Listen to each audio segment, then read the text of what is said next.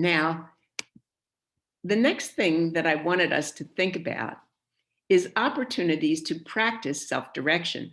So now that we've established the habits of mind in our classrooms, and we're beginning to understand how they really are the kinds of dispositions we're looking for with our students, let's now just look and see where are the opportunities to practice self-direction.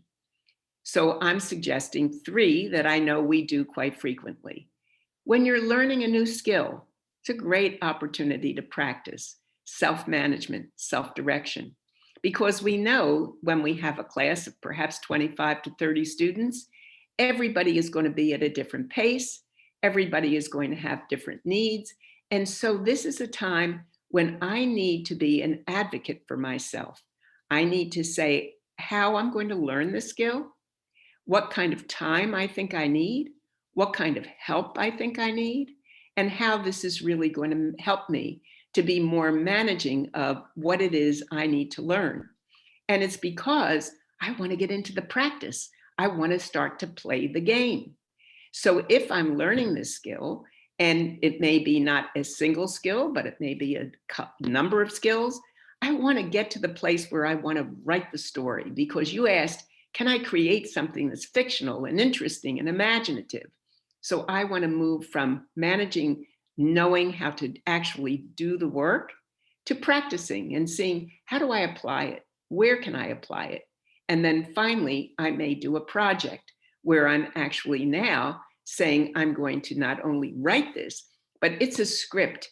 And I want it to be a script for a play that I want to actually do a film on.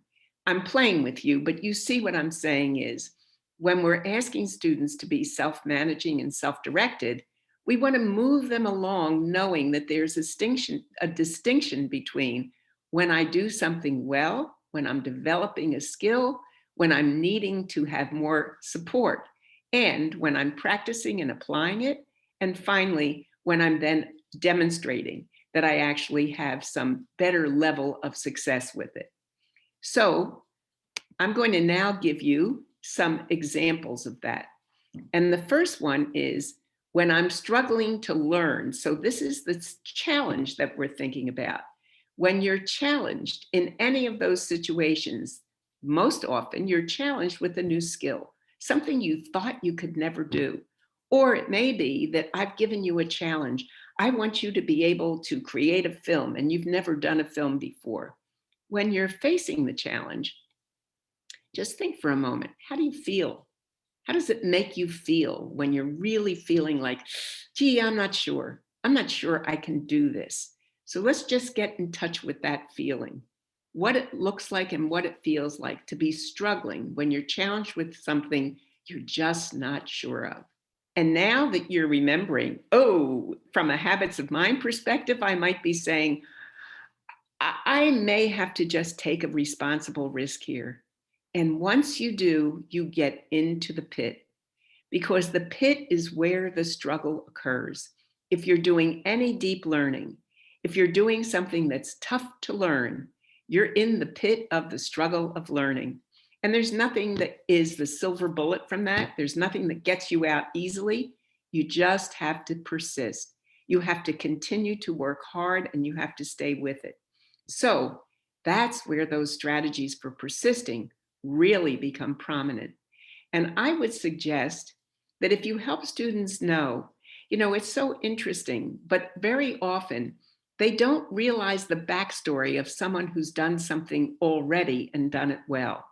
For example, you might say, oh, I made this presentation, but I don't tell you the backstory of how many iterations and different slides I put in, how many experts, how many people I consulted, some of my best good friends who are also consultants. Hey, talk with me about it. How would this get better? Show me how I might make this slide different. Help me think about this. So for me, I go into the pit thinking, oh gosh, I sure hope this is going to be good, because this is a keynote and it has to be. Slide right down in. And then what's going to help me get out of the pit? Well, I have to persist. Sometimes it's hard.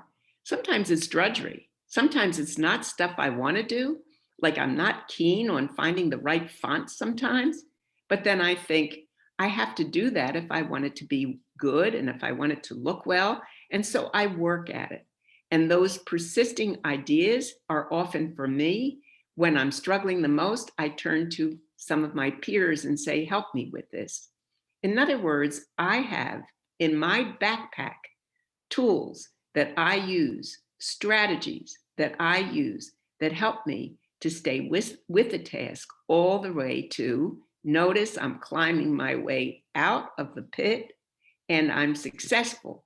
I may say the habit of mind that I feel most at this moment is responding with wonderment and awe. Wow. But notice I started at a level here.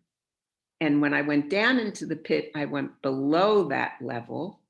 And when I come out, notice I'm at a higher level.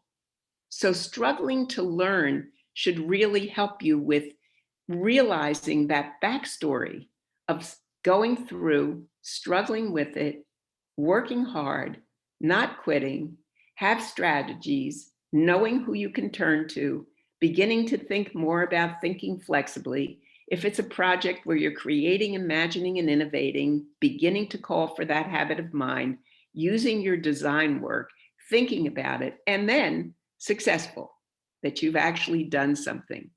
And what I'm going to suggest is self-direction and self-managing is really about everything that I'm saying.